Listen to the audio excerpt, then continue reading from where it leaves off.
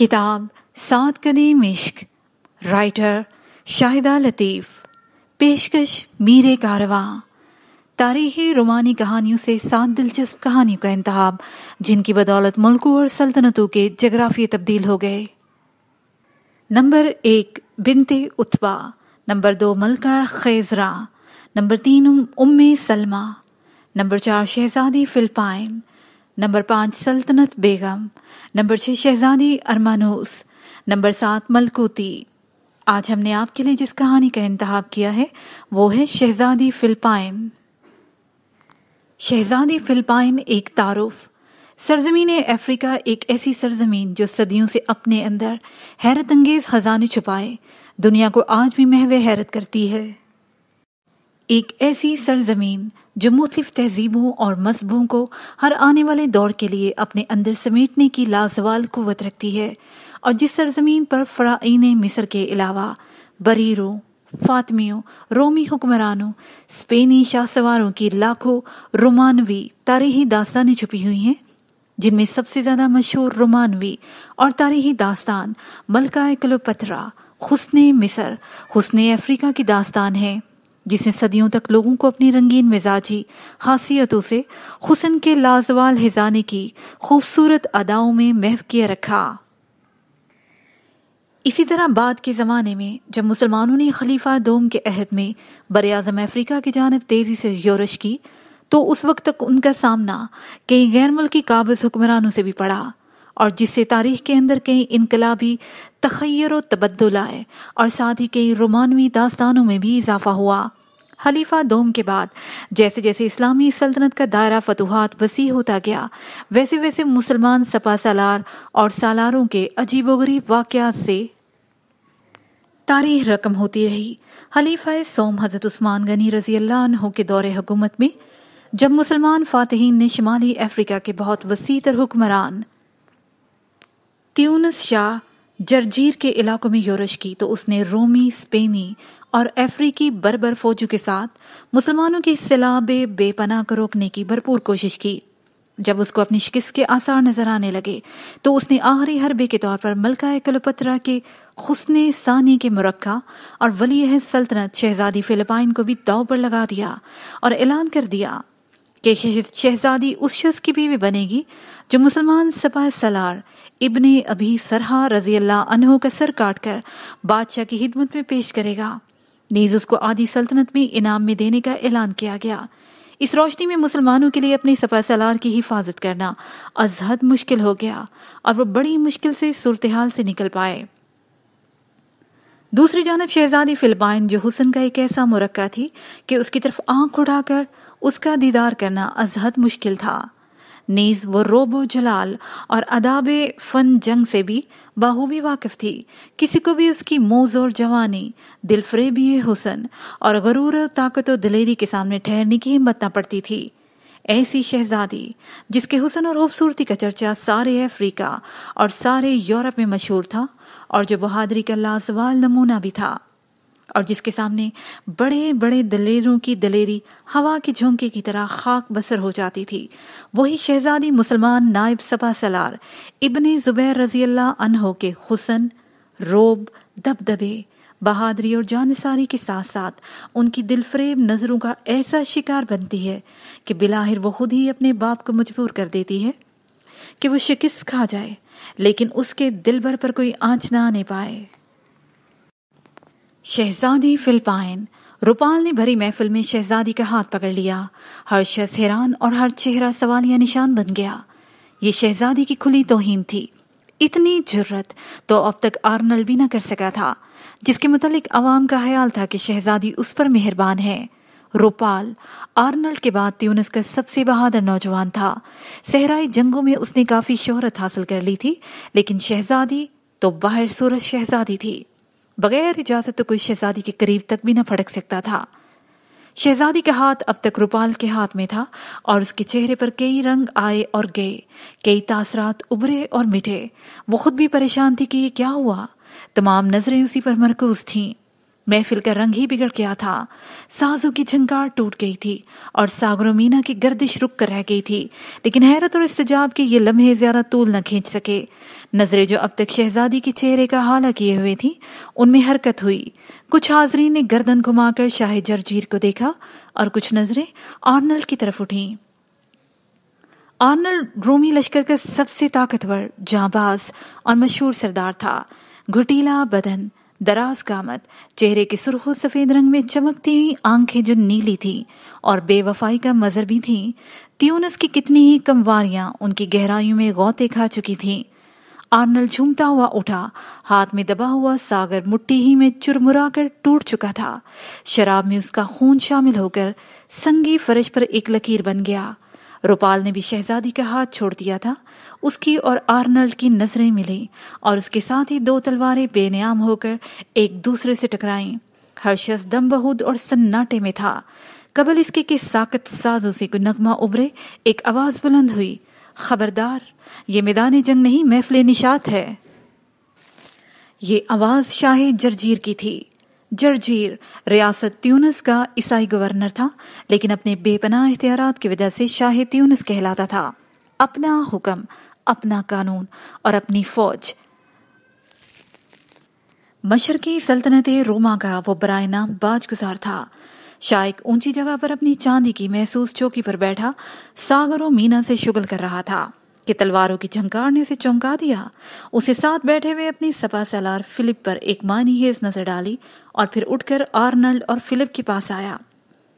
شاہ نے سر سے بلند کی ہوئی تلواروں اور بہادروں کو دلچسپی سے دیکھا، مسکرایا اور بولا، تیونس کو ایسے ہی گرم خون کی ضرورت ہے، لیکن ابھی نہیں۔ تلواریں نیام میں کر لو، ان سے رومی خون نہیں بہہ سکتا۔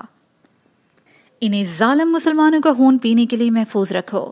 رومی جوانوں کی تلواریں نیام میں چلی گئیں اور دشمن دوست بن کر ایک دوسرے کے گلے لگ گئے۔ ساز نغمے بکھیرنے لگے، صراحی گردش میں آئی اور ساغر چھلکنے لگے۔ اس محفل نشاط کا اہتمام شاہ جرجیر کے حکم کے تحت اور خاص موقع پر کیا گیا تھا۔ مصر پر مسلمانوں کا قبضہ ہو چکا تھا۔ مسلمان کسی بھی وقت تیونس کے دروازے پر دستک دے سکتے تھے۔ مصر سے اس کی سرحدیں ملی ہوئی تھیں۔ جب تک لشکر اسلام مصر کے رومی صوبہ دار مکوکس سے الجھا رہا، جرجیر کے کان پر جوں تک نہ رینگی، لیکن اب اسے اپنی خیر نظر نہ آتی تھی۔ مسلمانوں کے خطرے کے پیش نظر جرجیر نے بلاد و مغرب کی تمام عیسائی ریاستوں میں اپنے سفیر دوڑائے۔ بلاد و مغرب شمال مغربی افریقہ کے ایک بڑے حصے پر محیط تھا۔ اس کی سرحدیں مشرق میں مصر اور مغرب میں بحر اوقیانوس سے ملتی تھیں۔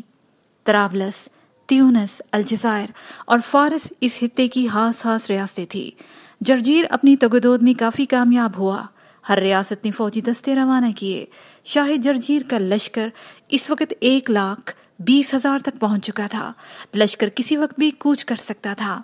یہ جشن اسی لشکر کی روانگی کی ایک کڑی تھی۔ شہزادی فلپائن ولی عہد سلطنت تھی۔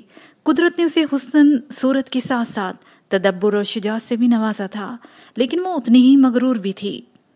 آرنلڈ نے اس کی زلفوں سے کھیلنا چاہا۔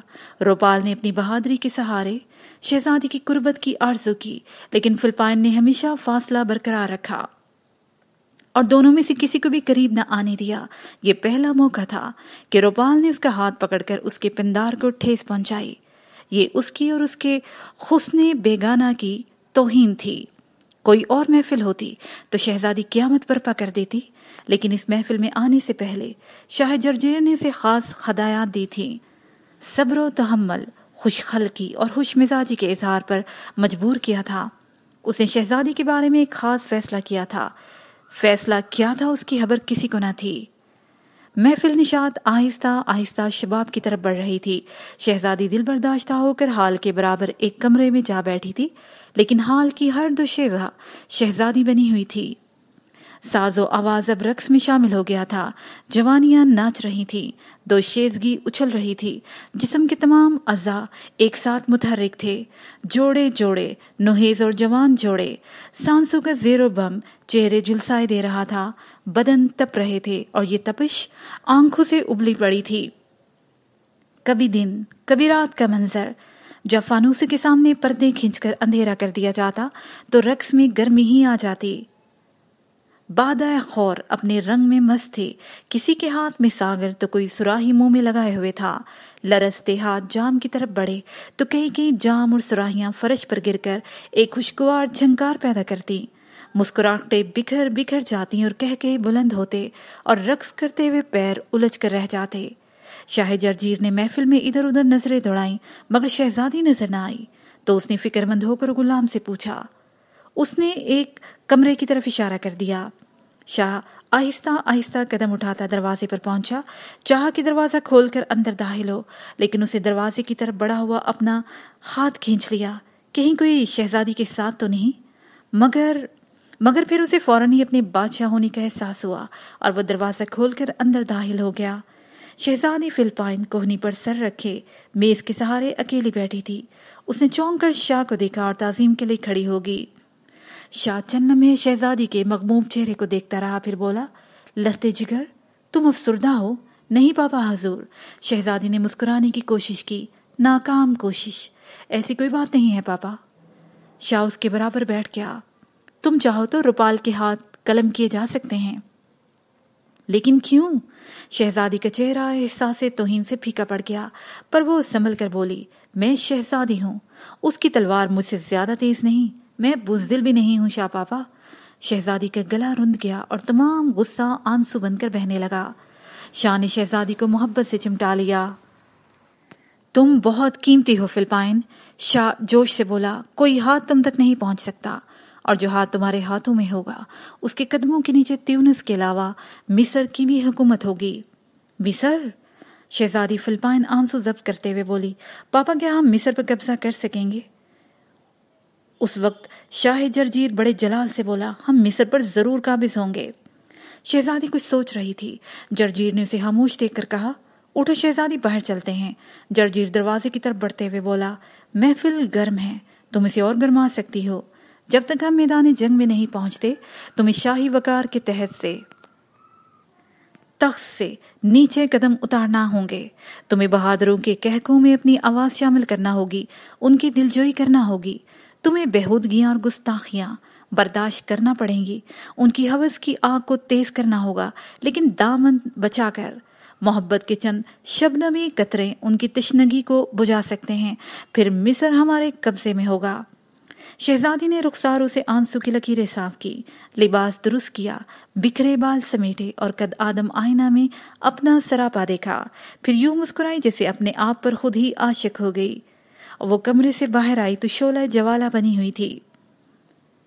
खराम में बहारों की मस्ती, लबों पर शगुफों की मुस्कुराहट, कदम कदम फितना, नजर नजर गमजा। शहजादी फिलिपाइन नाजो अदा और मुस्कुराहटें लुटाती बादे बहादुरी की तरह।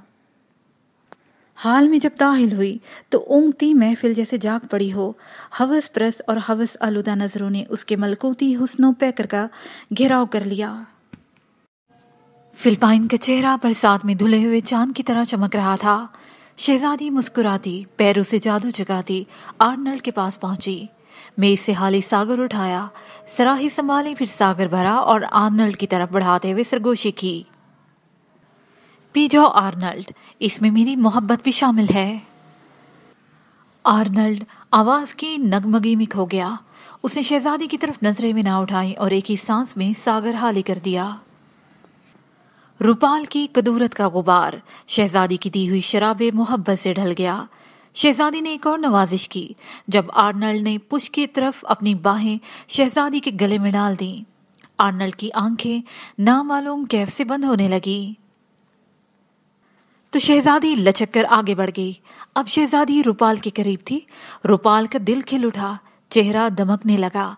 एक लम्हा पहले आर्नल्ड के खिलाफ हिकारत का उठता हुआ धुआं धुआं हो गया। फिलिपाइन ने जाम पेश करने की बजाय अपना हाथ उसकी तरफ बढ़ा दिया। ये दावते रक्स की ख्वाहिश थी। रुपाल हड़बड़ा कर उठा और शहजादी का हाथ एहतराम से थामकर चौबी फर्श पर पहुंच गया। चांदी की चौकी में हरकत हुई। शाह जर्जीर शहजादी की शोहियां बड़े ही गौर से देख रहा था। आर्नल्ड को नवाजने के बाद जब शहजादी ने रुपाल के साथ रक्स शुरू किया تو وہ اپنی ہنسی ضبط نہ کر سکا اور آواز دبا کر ہنسنے لگا۔ شاہ جرجیر مضبوط اور اچھے تنوتوش کا مالک تھا۔ اس کی ہنسی میں چوکی کے پائے بھی شامل ہو گئے اور ڈولنے لگے۔ شاہ نے سپہ سالار سے کہا، دیکھتے ہو فلپ، شہزادی نے ایک تیر سے 2 شکار کیے ہیں۔ بوڑھا سپہ سالار عمر کی آخری منزل میں تھا۔ اسے نہ تو شہزادی کے حسن و جمال سے کوئی دلچسپی تھی اور نہ ہی اس محفل نشاط سے، اور نہ ہی یہ محفل نشاط اس کے خون کو گرم کر سکتی تھی۔ اس کی دوربین نظریں مسلمانوں کے باد و بارہ کی طرح بلاد و مغرب کی طرف بڑھتے ہوئے لشکر کو دیکھ رہی تھی۔ دارالسلطنت مصر فسطاط سے دارالسلطنت تیونس کا فاصلہ کم از کم 9 دن کا تھا، لیکن اسے مسلمان شتر سواروں اور گھڑ سواروں کے قدموں کی چاپ کیرواں کے دروازے پر سنائی دے رہی تھی۔ شاہ کی آواز پر وہ چونک کر بولا، شاہ معظم، شہزادی کا حسن بے شک ملکوتی ہے، شہزادی آسمانی دیوی ہے، میری دعا ہے کہ اس کی پاکیزگی پر مصلحت کا گرد و غبار کبھی نہ پڑے، جتنی شفاف یہ آج ہے ہمیشہ ایسی رہے۔ شاہ کو فلپ کا یہ فلسفیانہ انداز پسند نہ آیا اور صرف خوں کہہ کر اس نے سپہ سالار کی طرف سے منہ پھیر لیا۔ ادھر فلپ پھر اپنے خیالوں میں گم ہو گیا۔ تمام حال رنگینیوں میں ڈوبا ہوا تھا۔ کیا بوڑھے کیا جوان، سبھی ایک رنگ میں رنگے ہوئے تھے۔ رقص کرتی ہوئی بل کھاتی ہوئی ساکی لڑکیاں جب کسی بڑے ہوئے ہاتھ کی گرفت سے پہلو بچا کر تیزی سے نکل جاتی تو پورا حال بے ہنگم کہکہوں سے گونج اٹھتا۔ بوڑھا فلپ اور شاہ جرجیر اپنے خیالوں سے چونک پڑتے۔ دونوں کی سوچ ایک ہی تھی۔ تصور کی آنکھیں انہیں میدان طرابلس کی سیر کرا رہی تھیں۔ صرف 4 سال پہلے مسلمانوں نے طرابلس کے بیشتر علاقوں پر قبضہ کر لیا تھا۔ یہ اور بات تھی کہ مسلمان اپنی مجبوریوں کی وجہ سے وہاں اپنا قبضہ برقرار نہ رکھ سکے اور شاہ جرجیر نے اپنا علاقہ واپس لے لیا، لیکن خطرہ تو ہر صورت برقرار تھا اور اب یہ خطرہ سر پر آ گیا۔ جرجیر کے جاسوسوں نے اطلاع دی کہ فسطاط یعنی موجودہ قاہرہ میں مسلمان جنگی تیاریاں کر رہے ہیں اور طرابلس پر ان کا حملہ یقینی ہے۔ جرجیر نے سر کو جھٹکا دیا جیسے وہ اٹھتے ہوئے وسوسوں کو دور کرنا چاہتا ہو۔ ہم پھر مسلمانوں کو شکست دیں گے، جرجیر نے جیسے اپنے آپ سے کہا، لیکن اس کی آواز میں اتنی گرج تھی کہ فلپ اچھل پڑا اور گھبرا کر جرجیر کو دیکھنے لگا۔ تم بتاؤ فلپ، کیا ہم مسلمانوں کو شکست نہیں دے سکتے؟ جرجیر نے تقریباً چیختے ہوئے پوچھا۔ ہم پہلے بھی شکست دے چکے ہیں شاہ معظم۔ فلپ نے بھی اسے جوش کا اظہار کیا، لیکن ہمیں بھی اپنے لشکر میں وہی جوش پیدا کرنا ہوگا جس جوش اور جذبے سے مسلمان لڑتے ہیں۔ جرجیر نے اسے گھور کر دیکھا۔ کیا کہنا چاہتے ہو تم؟ ہم مسلمان تو نہیں ہو سکتے؟ مسلمان ہونے کا تو تصور بھی گناہ ہے شاہ معظم، فلپ گھبرا کے بولا، لیکن مرض کی دوا کے ساتھ اگر دعا بھی کی جائے تو مریض کو جلد شفا ہوتی ہے۔ ہم عبادت گاہوں میں جانے کے بجائے رقص اور موسیقی کی محفلیں آراستہ کرتے ہیں، کیا یہ ہماری کمزوری نہیں؟ شاہ کا جلال فلپ کی باتوں سے کم ہو گیا۔ وہ سنجیدگی سے بولا، تمہارے مشورے کا شکریہ فلپ، ہم حکم جاری کیے دیتے ہیں کہ ہمارے لشکر کے ساتھ راہب اور پادری بھی جائیں گے، لیکن یہ بھی سوچنا چاہیے کہ جوانوں میں شجاعت کے جذبات ابھارنے کے لیے دعا سے کہیں زیادہ راگ اور رنگ کی یہ محفلیں ضروری ہوتی ہیں۔ شاہ کے دل کا بوجھ کچھ ہلکا ہوا، لیکن بیٹھے بیٹھے تنگ آ گیا تھا۔ وہ حال کے باہر آیا، فلپ اس کے ساتھ تھا۔ شاہ میدان طے کر کے فصیل کے پاس آیا اور پھر سیڑھیاں چڑھ چڑھ کر اوپر پہنچا۔ کیرواں شاہ جرجیر کی ریاست تیونس کا صدر مقام تھا۔ یہ شہر بیک وقت فوجی چھاونی اور ایک زبردست قلعہ تھا۔ اسے بلاد و مغرب کا دروازہ بھی کہا جاتا تھا۔ مسلمانوں کی نظریں بلاد مغرب کے اس دروازے پر لگی تھیں۔ شمالی افریقہ کی تمام ریاستیں اس سے واقف تھیں۔ یہی وجہ تھی کہ مسلمانوں کی لشکر کشی کی اطلاع ملتے ہی انہوں نے اپنے فوجی دستے کیرواں روانہ کر دیے۔ کیرواں کا شہر قلعے کے اندر ہی آباد تھا۔ اس زمانے کا عام دستور تھا کہ قلعے کی حدود اس قدر طویل اور عریض ہوتی تھی کہ پورا شہر اس میں سما جاتا۔ جرجیر اور فلپ اوپر پہنچے تو ان کی آنکھوں میں چکا چوند پیدا ہو گئی۔ قلعہ اور پورا شہر بکائے نور بنا ہوا تھا۔ ہر طرف روشنی ہی روشنی، رونقیں ہی رونقیں، راہداریاں روشن، برج مینار روشن، شہر کے کوچے اور بازار روشن۔ جرجیر کی آنکھیں خوشی سے چمکنے لگیں۔ اس نے کہا، روشنی خوشی کی علامت ہے، ہماری رعایا خوشیاں منا رہی ہے۔ شاہ معظم، فلپ نے سنجیدگی سے جواب دیا، روشنی خوشی کی علامت اور فتح کی نوید ہے، اس لیے اس روشنی کو دیکھ کر میرے دل کو بڑی تقویت ہوئی۔ جو ریاست اندرونی طور پر خوشحال ہو، اس کا بادشاہ دشمن کو آسانی سے شکست دے سکتا ہے، اور مجھے امید ہے کہ خداوند یسوع مسیح کی برکت سے ہم ایک بار پھر دشمن کو شکست دے دیں گے۔ اور فلپ کی بات ختم نہ ہوئی تھی کہ آرنلڈ بھاگتا ہوا اوپر آیا۔ وہ سخت گھبرایا ہوا تھا۔ کیا ہوا آرنلڈ؟ اس قدر پریشانی کی کیا بات ہے؟ شاہ جرجیر اسے دیکھ کر خود بھی پریشان ہو گیا۔ شاہ معظم، شاہ معظم! گھبراہٹ کی وجہ سے آرنلڈ کی آواز پوری طرح حلق سے نہ نکل رہی تھی۔ اس نے خود کو سنبھالا اور پھر ٹھہر ٹھہر کر بولا، طرابلس کی مشرقی سرحد سے ایک تیز رفتار سوار آیا ہے اور اسی وقت آپ سے ملنا چاہتا ہے۔ تو اس میں اس قدر پریشانی کی کیا بات ہے؟ شاہ جرجیر نے بڑے ہی سکون سے کہا، حالانکہ اس کا دل خود بھی زور زور سے دھڑک رہا تھا۔ آرنلڈ شرمندہ سا ہو کر شاہ کا منہ تکنے لگا۔ پھر جرجیر نے حکم دیا، قاصد کو حاضر کیا جائے۔ اس وقت تو قاصد خود ہی حاضر ہو گیا۔ قاصد شاہ سے ملنے کے لیے اس قدر بے چین تھا کہ اس نے آرنلڈ کی واپسی اور شاہ کی اجازت کا بھی انتظار نہ کیا اور روپال کو ساتھ لے کر فصیل پر آ گیا۔ قریب پہنچ کر قاصد بڑے ہی ادب سے تعظیم بجا لایا۔ تمہارا آنا بڑا مبارک ہو قاصد، کیا خبر لائے ہو؟ شاہ اپنی پریشانی چھپاتے ہوئے بولا۔ شاہ طرابلس اور تیونس کا اقبال بلند ہو، قاصد نے کہا، اور پھر اس نے آرنلڈ اور روپال پر نظر ڈالی۔ شاہ جرجیر قاصد کی بے اطمینانی کو بھانپ گیا اور اس نے قاصد کو اطمینان دلایا، جو کہنا چاہتے ہو بے فکر ہو کر کہو۔ پھر شاہ نے فلپ کے کاندھے پر ہاتھ رکھ کر بالکل دوستانہ انداز میں کہا، یہ ہمارے دور اندیش سپہ سالار فلپ ہیں، اور یہ دونوں جوان ہمارے قابل اعتماد بہادروں میں شامل ہیں۔ قاصد کو اطمینان نہ ہوا۔ شاہ معظم، مجھے حاکم سرحد نے تاکید کی ہے کہ سوائے شاہ تیونس اور سالار فوج کے کسی اور کے سامنے زبان نہ کھولوں۔ اگر آپ کا یہ حکم ہے تو مجھے حاکم سرحد کی تاکید کو نظر انداز کرنے میں کوئی پسو پیش نہ ہوگا۔ شاہ جرجیر کچھ سوچنے لگا۔ شاید وہ آرنلڈ اور روپال کو ناراض نہ کرنا چاہتا تھا۔ کچھ سوچ کر اس نے سر اٹھایا تو آرنلڈ اور روپال زینے کے قریب پہنچتے ہوئے دکھائی دیے۔ اسے اطمینان ہوا، مسکراتے ہوئے بولا، تم نے ہمارے سرداروں کو دیکھا؟ بہادری کے ساتھ ساتھ عقل و دانش میں بھی اپنا جواب نہیں رکھتے۔ قاصد کچھ گھبرایا ہوا تھا۔ اس نے کہا، شاہ معظم، آپ کے سرداروں کی توہین مجھے مقصود نہ تھی، لیکن اپنے سردار کی تاکید سے میں مجبور تھا۔ حکم ہو تو میں آپ کے معزز سرداروں سے جا کے معافی مانگ لوں؟ نہیں، اس کی ہرگز ضرورت نہیں۔ شاہ نے قاصد کو اطمینان دلایا، ہم سردار سرحد کی احتیاط کی دل سے قدر کرتے ہیں۔ سپہ سالار فلپ اس فضول گفتگو کو بڑی ہی بے دلی سے سن رہا تھا۔ اسے جھلا کر بادشاہ کو ٹوکا، شاہ معظم، قاصد کوئی خبر لے کر آیا ہے۔ ہاں ہاں، کہو کہو، شاہ جلدی سے بولا۔ کیا یہ پیغام سپہ سالار سرحد نے بھیجا ہے؟ قاصد کا سر ایک دم جھک گیا۔ اس نے دبی آواز میں کہا، شاہ معظم کا تخت و تاج سدا سلامت رہے، ہمارے سالار کو معتبر ذرائع سے خبر ملی ہے کہ ظالم اور وحشی مسلمانوں کا ایک بہت بڑا لشکر فسطاط سے چل پڑا ہے۔ دشمن کے لشکر کا رخ طرابلس کے انہی علاقوں کی طرف ہے جو 4 سال پہلے ہم نے مسلمانوں کو شکست دے کر حاصل کیے تھے۔ شاہ جرجیر پر سکتہ طاری ہو گیا۔ اس کا خیال تھا کہ اپنے لشکر کے ساتھ وہ مصر پر حملہ کرے گا اور یہ جنگ مصر کی سرزمین پر ہوگی، لیکن اب تو بساط ہی الٹ گئی تھی۔ شاہ کو خاموش دیکھ کر فلپ نے پوچھا، لشکر کی تعداد کتنی ہے؟ صحیح علم نہ ہو سکا سالار محترم، قاصد نے جواب دیا۔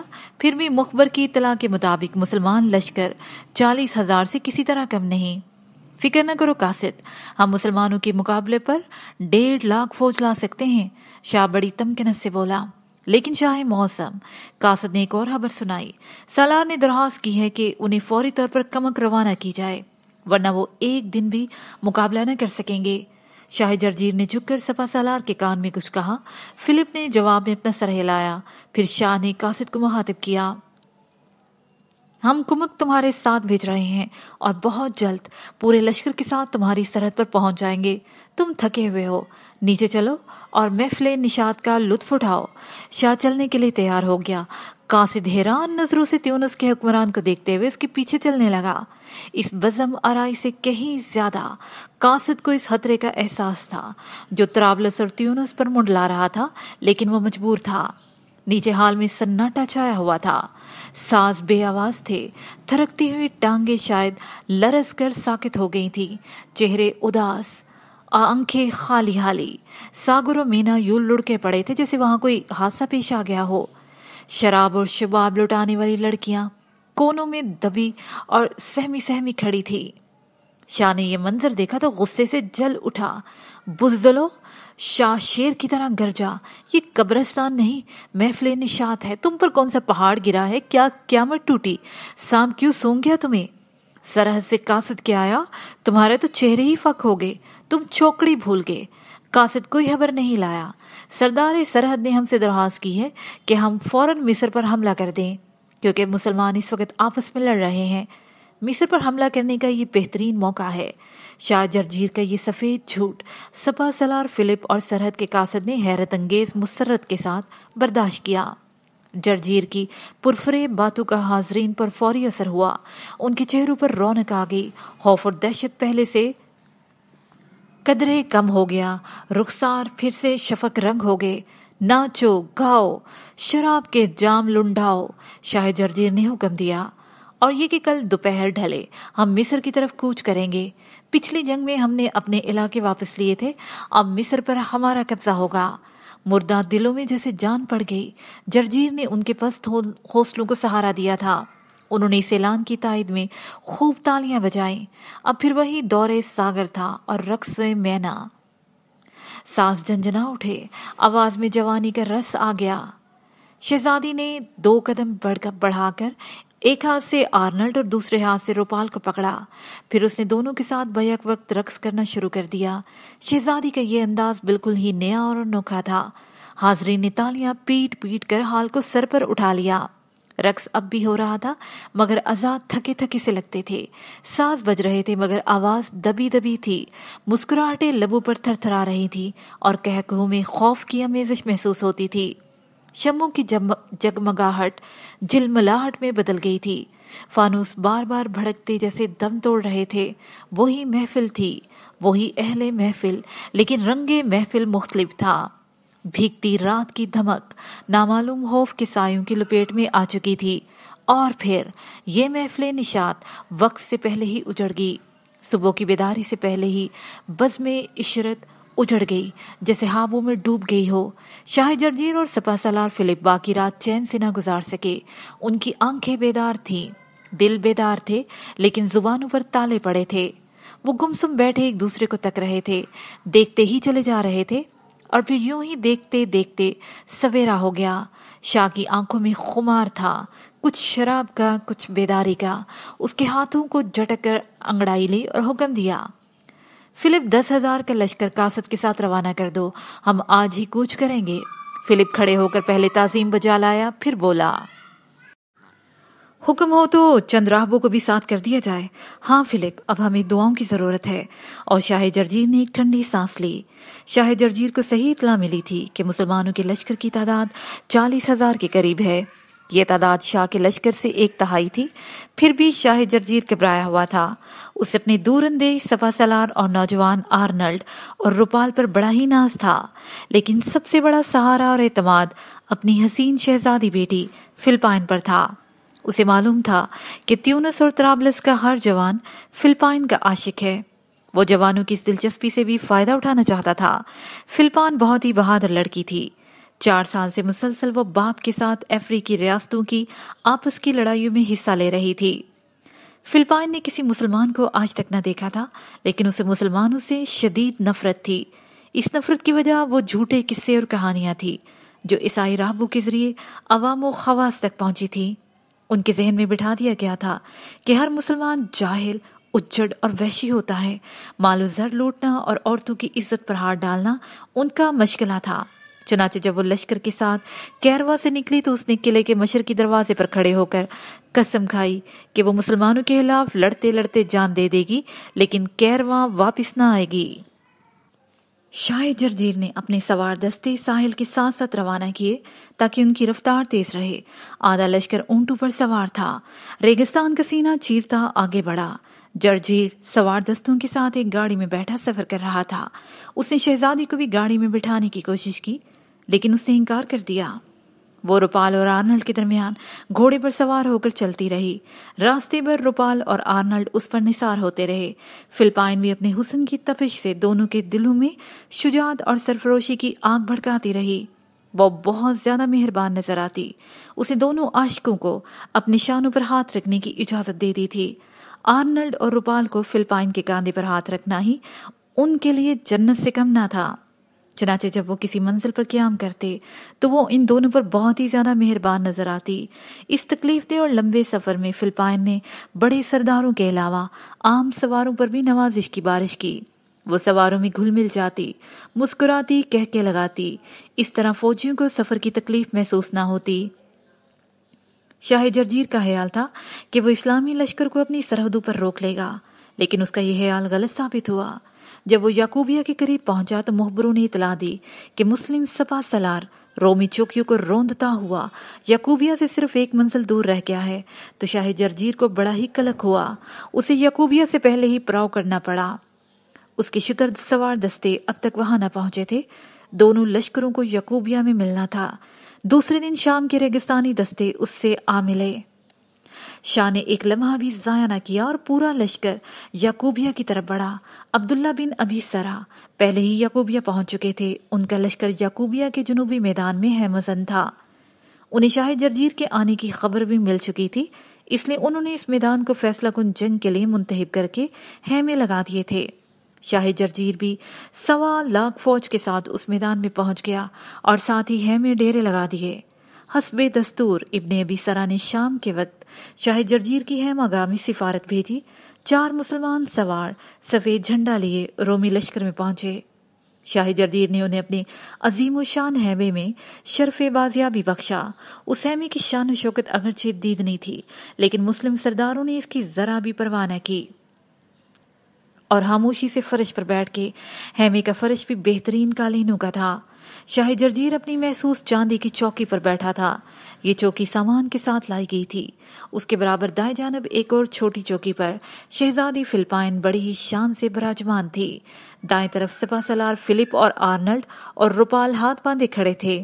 شاہ جرجیر نے بڑے ہی رعبدار آواز میں پوچھا، اے امن کے سفیرو، بیان کرو، تم اپنے مسلم سردار کی طرف سے شاہ تیونس اور طرابلس کے لیے کیا پیغام لائے ہو؟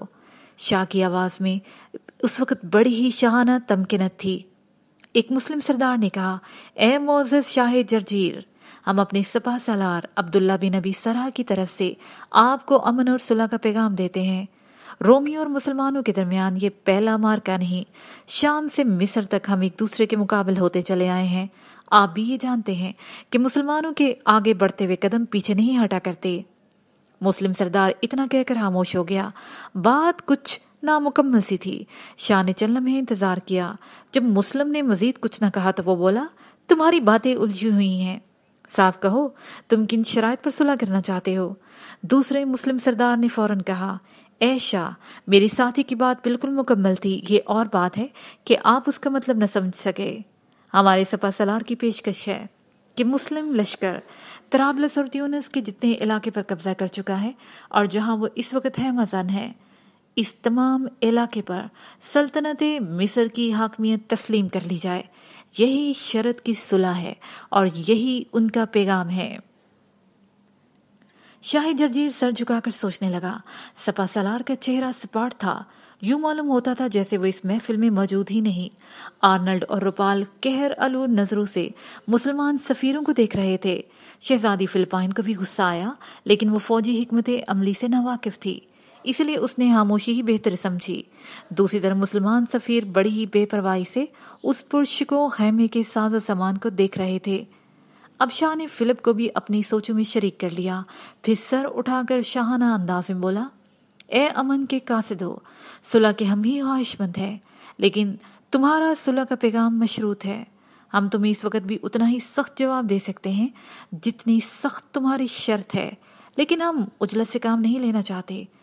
تمہیں کل جواب دیا جائے گا، تمہارے آنے کی ضرورت نہیں ہے۔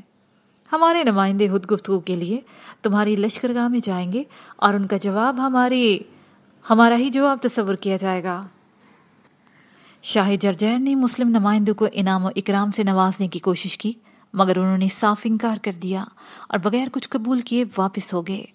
वो रात दोनों लश्करों पर बहुत ही भारी गुजरी। दोनों तरफ रात भर सलाह मशवरे का बाजार गर्म रहा। अब्दुल्ला बिन अबी सरा का पहले ख्याल था कि त्यूनिस पर लश्कर कशी के लिए 40,000 का लश्कर काफी होगा, लेकिन यहाँ पहुंचकर उन्हें महसूस हुआ कि 1.25 लाख के मुकाबले में उनका लश्कर नाकाफी है। उन्होंने अपने सरदारों से मशवरा किया। उस वक्त पीछे हटना शिकस्त के मुतरादिफ था। एक राय ये भी थी कि अगर रोमी याकूबिया को सरहद तस्लीम कर लें तो जंग मुलतवी रखी जाए। उधर रोमी लश्कर में भी यही मशवरे थे। उनकी महफिल मुशावरत बहुत ही महदूद थी। वहां भी इस्लामी लश्कर की तरह 2 राय थीं। रोमी जंग नहीं चाहते थे, मगर उन्हें शिकस्त भी मंजूर न थी। आखिर शाह जर्जेर ने इस बहस को ख़त्म किया। उसने कहा, अगर मुसलमान याकूबिया का इलाका हाली कर दें और तलाबलस के सिर्फ उस रकबे पर कब्जा बरकरार रखें जो हमने उनसे वापस ले लिए हैं, अगर मुसलमान इस बात पर आमादा हों तो यह हमारे हक में होगा, वरना फिर जंग ही फैसला करेगी। तमाम रात भर सलाह और मशवरे हुए। फिर जब सुबह हुई तो 4 सवार रोमी लश्कर से निकले।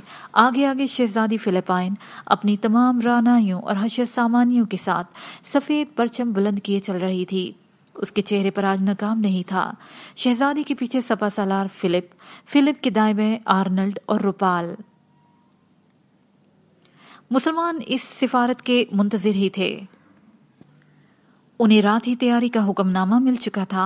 सुलह या जंग, वो दोनों सूरतों से निपटने के लिए तैयार थे।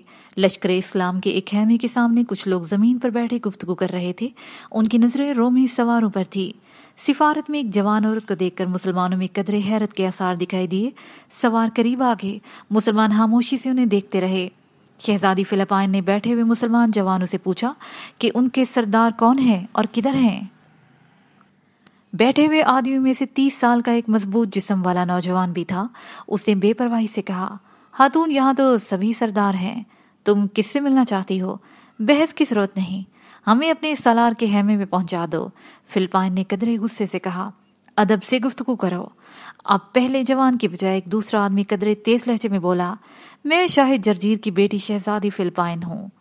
शहजादी ने भी उसी तुंदही से जवाब दिया, शहजादी, घोड़े से उतर कर बात करो। हमारे सपा सालार अब्दुल्ला बिन अबी सरा का यही हैमा है और वो तुम्हारे सामने मौजूद हैं। इब्ने अबी सरा? शहजादी ने हैरानगी के आलम में दोहराया। फिर हैरान नजरों से उस जवान को देखने लगी जिसे एक मामूली आदमी समझकर वो गुस्सा दिखा रही थी। इब्ने अबी सरा रजी अल्लाह ताला अन्हो के चेहरे पर गहरी संजीदगी छाई हुई थी। अब उन्होंने नजरें नीचे कर ली थी। दोनों इतराफ शहजादी फिलिपाइन जल्दी से घोड़े से उतरी और कमाले अदब से बोली, मैं सपा सलार की खिदमत में सलाम पेश करती हूँ। इब्ने अबी सरा रजी अल्लाह अन्हो ने सर झुकाए हुए जवाब दिया, खातून, सलाम अल्लाह ताला का होता है, इसलिए मैं कबूल करता हूँ, लेकिन मुझे अफसोस है कि मैं एक खातून से सिफारती गुफ्तगू नहीं कर सकता। फिलिपाइन को गुस्सा आ गया। चिढ़ के बोली, सपा सलार मोहतरम, मुमकिन है कि मुसलमान अपनी औरतों को घर की 4 दीवारी में कैद रखते हों, लेकिन मैं रोमन हूँ, ईसाई हूँ। मेरी कौम की बेटियां मैदान जंग में तलवार चलाती हैं। रोमन औरतें गूंगी नहीं, वो महफिल में बोलना जानती हैं। काबिल एहतराम शहजादी, इब्ने अबी सरा रजी अल्लाह ताला अन्हो ने मतानत से कहा, हमारे खलीफा मौज़म ने हमें शाही खानदान के अफराद के साथ एहतराम के साथ गुफ्तगू करने का हुक्म दिया है। आपसे बहस मफकूत नहीं, लेकिन मैं ये कहूँगा कि आपकी मालूमात नाकाफी हैं। मुसलमान खवातीन भी कांधे पर तरकश डालकर तलवार घुमाती मैदान में निकलती हैं, लेकिन वो नामहरमों से गुफ्तगू नहीं करती, और अगर उन्हें गुफ्तगू पर मजबूर होना पड़े तो वो तीर और तलवार की जुबान से गुफ्तगू करती हैं। शहजादी फिलिपाइन पर इब्ने अबी सरा रजी अल्लाह अन्हो का ऐसा रोब पड़ा कि वो सारी तेजी भूल गई और चुपचाप मुस्लिम सपा सालार के सामने अदब से बैठ गई।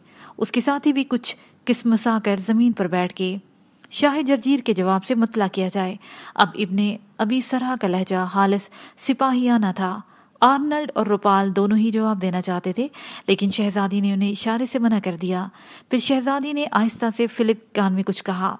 सपा सालार फिलिप संभल कर बोला, ए लश्करे इस्लाम के सपा सालार, शाह त्यूनिस और तराबलस की ये ख्वाहिश है कि खून रेजी से इज्तनाब किया जाए। हमारी भी यही ख्वाहिश है। इब्ने अबी सरा ने संजीदगी से जवाब दिया। فلپ الفاظ تولتے ہوئے بولا، شاہ جرجیر مسلم سپہ سالار کی اس خواہش کو پسندیدگی کی نظر سے دیکھتے ہیں۔ انہوں نے پیشکش کی ہے کہ اگر اسلامی لشکر یعقوبیہ سے ہٹ جائے تو اس کے صلے میں وہ طرابلس کے ان علاقوں پر مصر کی حاکمیت تسلیم کر لیں گے جو پچھلے لڑائیوں میں رومیوں نے واپس لیے تھے۔ ابن ابی سرا چند لمحے ٹھہر کے بولے، ہم جرجیر کی خواہش کا احترام کرتے ہیں اور سفارت کو یقین دلاتے ہیں کہ مسلمان لشکر یعقوبیہ کے قلعہ پر قبضہ کرنے کی کوشش نہیں کرے گا، لیکن اس سے پہلے طرابلس کے ان تمام علاقوں کی نشاندہی کی جائے جن سے شاہ جرجیر دستبردار ہونے پر آمادہ ہیں۔ ابن ابی سرا کا جواب فلپ کے خیال میں معقول اور حوصلہ افزا تھا۔ وہ بھی ذہن پر زور دے کر مقبوضہ علاقوں کے نام یاد کرنے کی کوشش کر رہا تھا کہ اس کے کانوں میں آرنلڈ کی مہیب آواز گونجی۔ آرنلڈ کہہ رہا تھا، یعقوبیہ کے قلعہ پر تو ہمارا قبضہ ہے، مسلمانوں کو یعقوبیہ کا پورا علاقہ خالی کرنا پڑے گا۔ آرنلڈ کی اس بے جا مداخلت پر ابن ابی سرا کی تیوریوں پر بل پڑ کے ان کا چہرہ سرخ ہو گیا۔ انہوں نے لحاظ سے جھکے ہوئے سر کو اٹھایا، آرنلڈ کو گھورا اور کڑک کر کہا، نادان نوجوان، تم اس لشکر کے سپہ سالار کو حکم دے رہے ہو جو کہ آسمانوں پر خدائے واحد کا اور زمین پر صرف خلیفہ وقت کا حکم مانتا ہے۔ کان کھول کر سن لو، میں عبداللہ بن ابی سرا جسے اس لشکر کا سپہ سالار مقرر کیا گیا ہے، وہ امن اور صلح کی پیشکش واپس لیتا ہے۔ اب فیصلہ میدان جنگ میں ہوگا اور جو ہوگا انشاءاللہ بہتر ہی ہوگا۔ ابن ابی سرا اٹھ کر کھڑے ہو گئے۔ فلپ پر سکتہ ستاری ہو گیا۔ اسے سفارتی کامیابی کی پوری امید تھی، لیکن آرنلڈ کی مداخلت نے اس کے کیے کرائے پر پانی پھیر دیا۔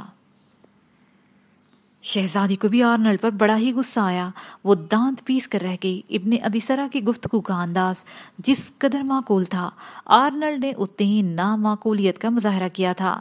ابن ابی سرا اپنے خیمے میں چلے گئے۔ سفارت ناکام ہو گئی۔ شہزادی کو اس کا ملال تھا۔ اس کے تصور میں مسلمانوں کے ہیولے گھومنے لگے تھے، لیکن حقیقت اس کے برعکس تھی۔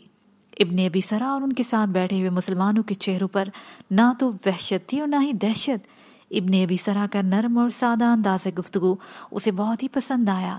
ابن ابی سرا یوں بھی بہت ہی وجید نوجوان تھے۔ شہزادی فلپائن اپنے لشکر میں ابھی پہنچی نہ تھی کہ لشکر اسلام میں طبل جنگ بج گیا۔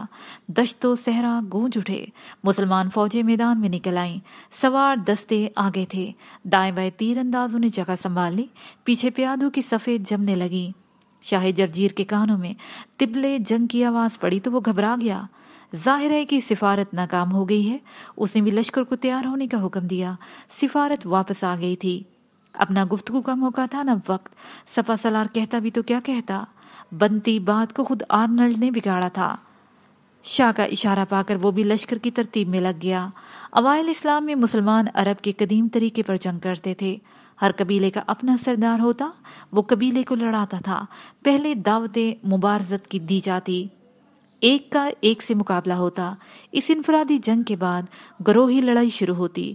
پھر جب عربوں نے عجم میں قدم رکھا تو میدان جنگ میں وہی نقشہ جمایا جو ایرانیوں اور رومیوں میں تھا۔ حضرت عمر فاروق رضی اللہ عنہ کے زمانے میں مزید ترتیب پیدا ہوئی۔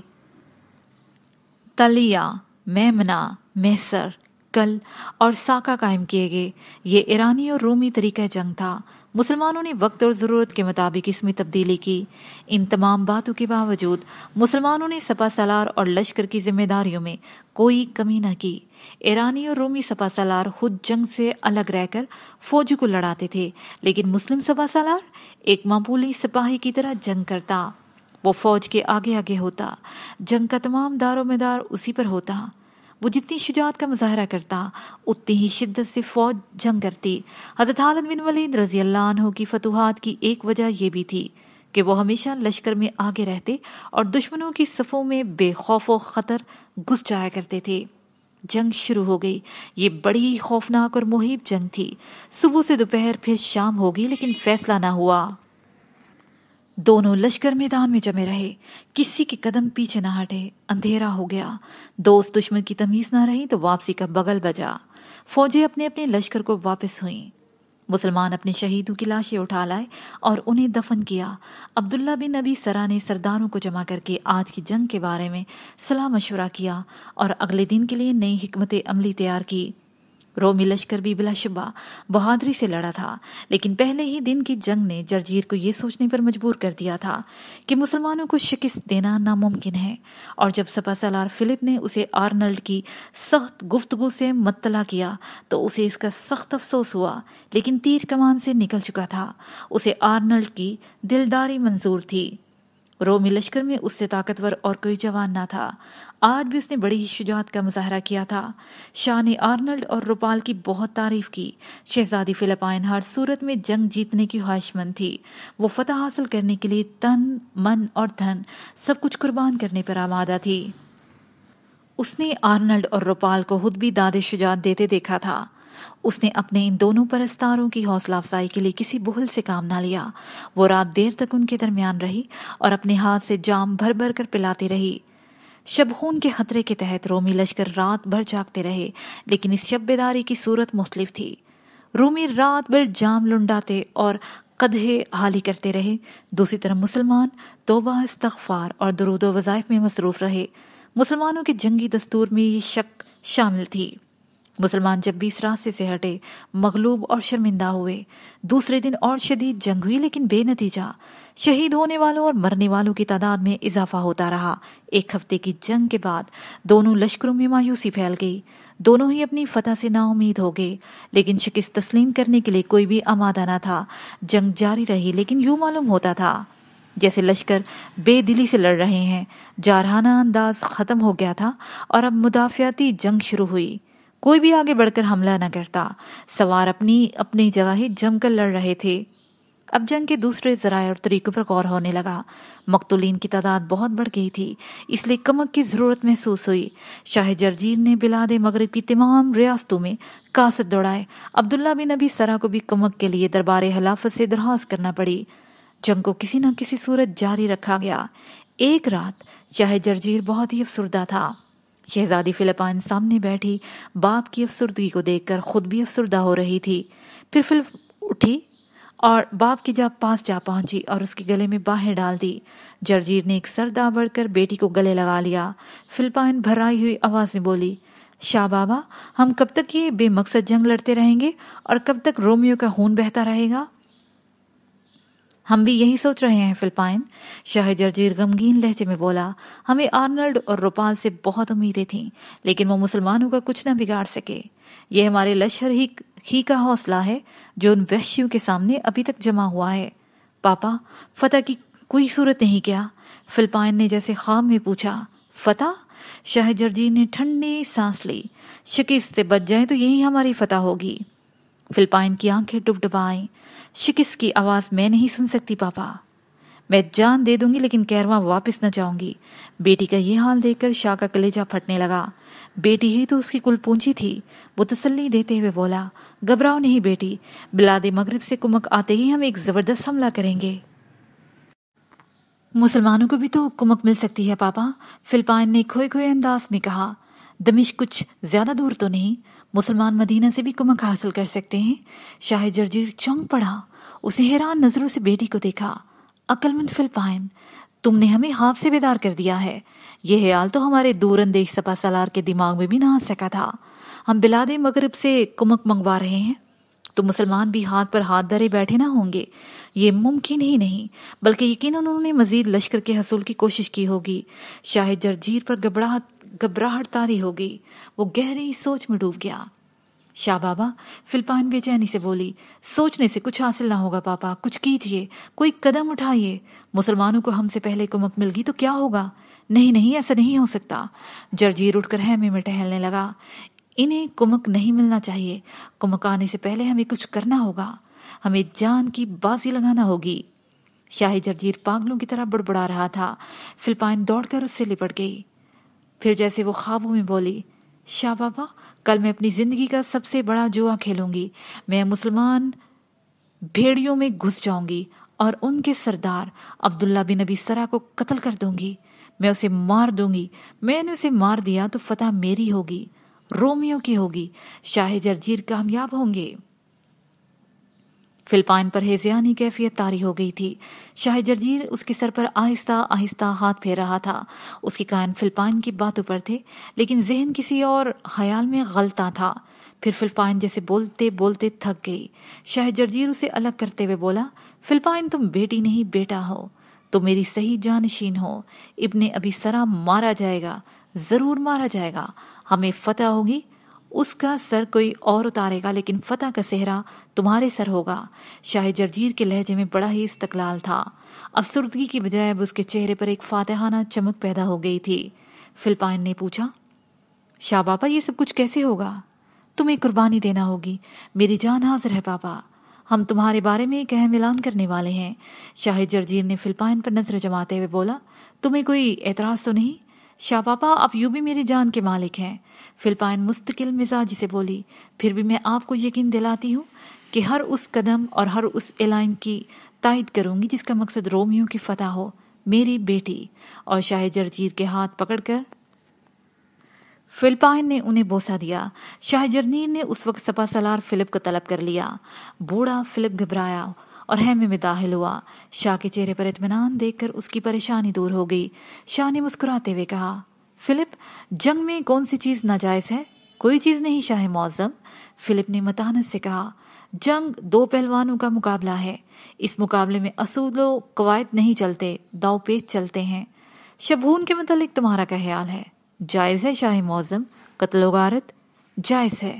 پھر فلپ نے وضاحت کرتے ہوئے کہا، دشمن دشمن ہی ہوتا ہے، ہاں وہ بچہ، بوڑھا یا عورت ہی کیوں نہ ہو، سب کا قتل جائز ہے۔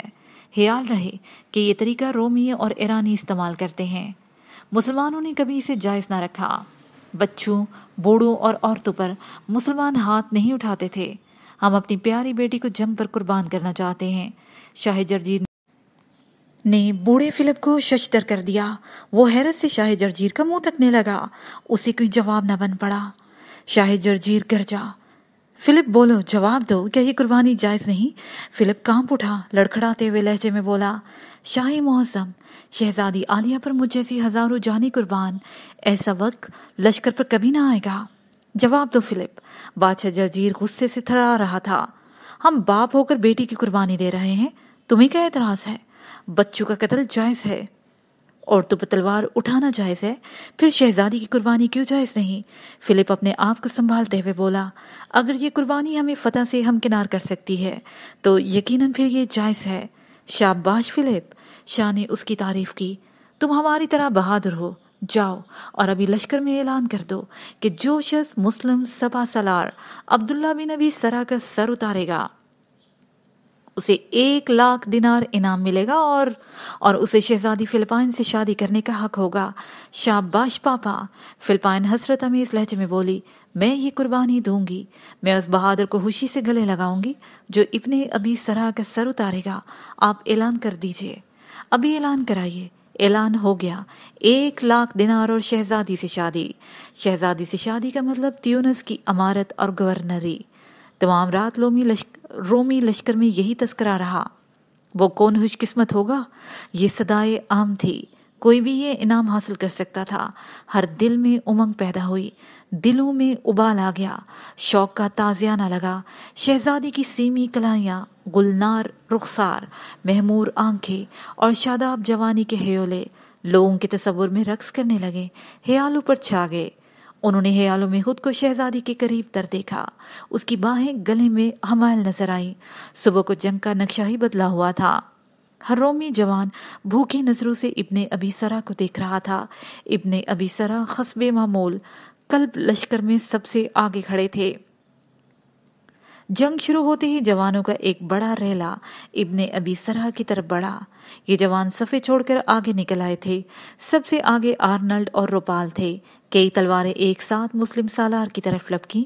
ابن ابی سرا نے گھوڑے کو پیچھے کھینچ کر بچا لیا، لیکن وہ گھبرا گئے۔ مسلمانوں نے سالار فوج کو خطرے میں دیکھا تو گھوڑے بڑھا کر ان کے پاس پہنچ گئے۔ ایسی شدید جنگ ہوئی، الامان الحفیظ، زمین آسمان کانپ اٹھے۔ مسلمانوں کو جلدی اندازہ ہو گیا کہ رومی مسلم سپہ سالار کو قتل کرنے پر تلے ہوئے ہیں۔ بھلا مسلمان یہ کیسے برداشت کر سکتے تھے؟ بس مسلم جوانوں نے عبداللہ بن ابی سرا کو اپنے حلقے میں لے لیا۔ رومیوں کا حملہ جتنا شدید ہوتا گیا، مسلمان جوانوں کا حلقہ بھی سنگو آہن بنتا گیا۔ رات کو جب جنگ رکی تو معلوم ہوا کہ مسلمان لشکر کے 4 بڑے بڑے سردار ابن ابی سرا پر قربان ہو گئے۔ اس کے علاوہ کئی درجن عام سوار بھی اپنے سپہ سالار کو بچاتے بچاتے شہید ہو گئے۔ رومی مقتولین کی تعداد 4 گنا تھی، لیکن وہ آخری وقت تک حملہ کرتے رہے۔ رات کو تمام مسلم سردار ابن ابی سرا کے خیمے میں جمع ہوئے، آج کی جنگ پر غور کرنے لگے۔ اس غور و فکر کے دوران جاسوسوں نے اطلاع دی کہ رومیوں نے ابن ابی سرا کے سر کی قیمت لگائی ہے، 1,00,000 دینار اور شہزادی فلپائن سے شادی۔ ہر رومی جوان کے سر پر فلپائن کے عشق کا بھوت سوار ہو گیا ہے۔ یہ صورتحال بڑی ہی سنگین تھی اور اتنی ہی سنگینی سے غور و فکر کی دعوت دیتی تھی۔ سپہ سالار کے گرد 500 سواروں کا حلقہ بنا دیا جائے گا۔ ایک سردار نے رائے دی، نہیں، 1000 سواروں سے سپہ سالاروں کی حفاظت کی جائے۔ یہ دوسرا مشورہ تھا، سپہ سالار کو دوسری صف میں رکھا جائے۔ تیسرے سردار نے کہا۔ چوتھے سردار کا مشورہ تو بڑا ہی عجیب تھا۔ اس نے کہا کہ سپہ سالار کو جنگ سے دور رکھا جائے اور ان کے خیمے میں ٹھہرنے کی درخواست کی جائے۔ نہیں، ابن ابی سرا چیخ پڑے، میں اگلی صف میں ہی رہوں گا، نتیجہ ہاں کچھ بھی ہو۔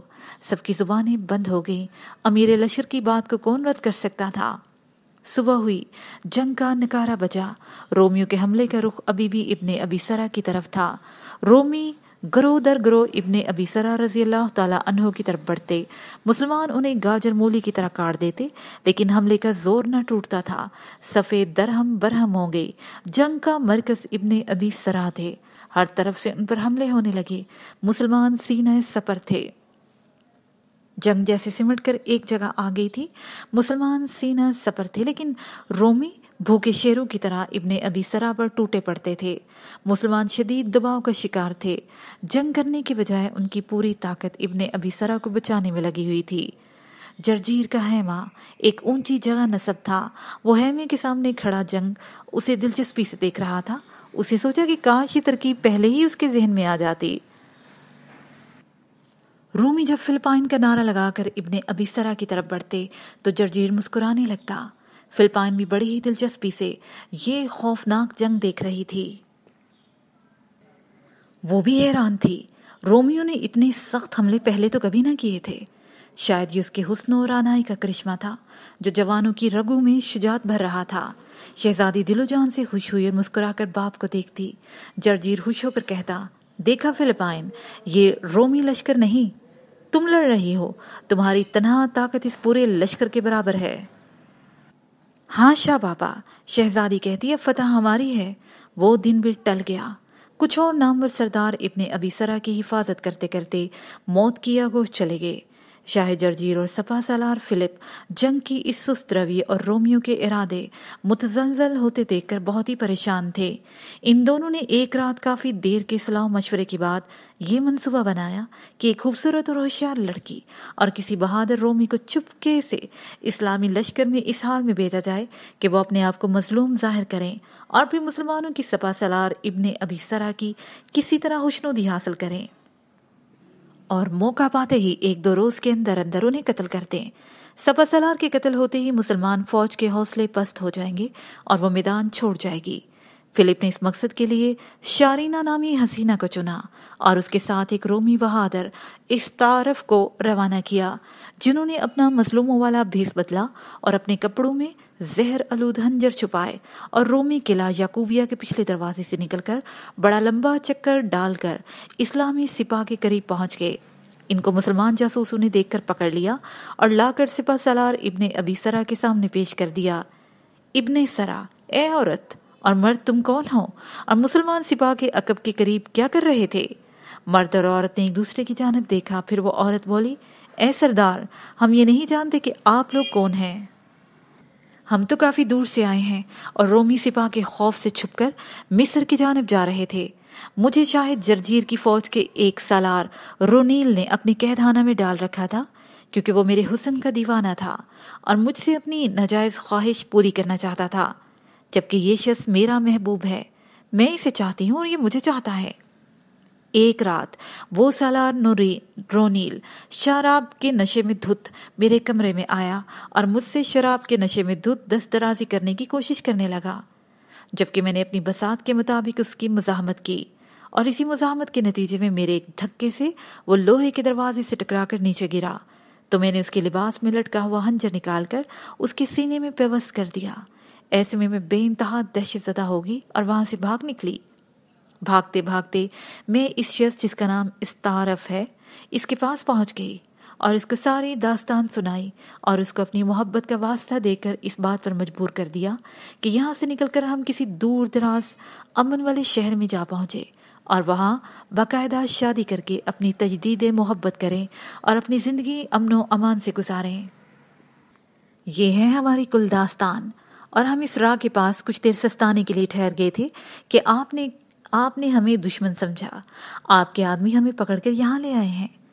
ابن سرا، اے لڑکی، تمہاری داستان سے معلوم ہوتا ہے کہ تم مظلوم ہو، لیکن میں تمہارے اب کیا کام آ سکتا ہوں، اور تمہارا نام کیا ہے؟ اجنبی خاتون، شارینہ میرا نام ہے، اور اگر ہمیں یہاں پناہ مل جائے تو ہم آپ کے بہت ہی مشکور ہوں گے۔ ابن سرا، ہم لوگ مسلمان ہیں اور آپ کو پناہ دینا ہمارا فرض ہے۔ اس وقت ہم حالت جنگ میں ہیں، اگر ہم جنگ جیت گئے تو پھر تمہیں کسی بھی قسم کا خوف دامنگیر نہ ہوگا، جبکہ دوسری صورت میں تم اپنی حفاظت کے خود ذمہ دار ہوگے۔ اس کے بعد ابن سرا نے ان کو پناہ دے دی اور ایک علیحدہ خیمہ ان کو دے دیا۔ اس خیمے میں پہنچ کر دونوں نے اپنا قیام کیا، اور جب رات کو مسلمان آرام کی غرض سے لیٹ گئے اور چند ایک کے سوا تمام مشلیں بجھا دی گئیں اور پہرے دار کو خبرداری کے لیے پہرے پر مقرر کر دیا گیا، تو نصف رات کے وقت ان دونوں نے اپنے خیمے سے دبے پاؤں قدم باہر نکالا اور سالار اعلیٰ ابن سرا کے خیمے کی طرف بڑھے۔ ابھی وہ خیمے کے نزدیک ہی پہنچے تھے کہ اچانک پہرے پر موجود خدید کی نظر دو سایوں پر پڑی تو وہ چونکے اور انہوں نے دبے پاؤں ان کی طرف پیش قدمی کی، اور جب وہ خیمے کے پاس پہنچے تو اس وقت وہ دونوں ابن سرا کے خیمے میں داخل ہو چکے تھے، جس پر حدید کو بہت زیادہ شک گزرا، اور اس نے خیمے کے پردے کو بلا کسی آہٹ کے قدرے ہٹایا اور اندر نظر ڈالی تو دیکھا کہ ابن سرا محو خواب ہیں، اور وہ شخص ہاتھ میں خنجر بلند کیے ان کو نشانہ بنانے کی کوشش کر رہا ہے۔ اس کے ساتھ ہی یہ کہانی اپنے پارٹ 1 کے اختتام کو پہنچی۔ کہانی کا بقیہ حصہ اس کے دوسرے اور آخری پارٹ 2 پر سماعت فرمائیں۔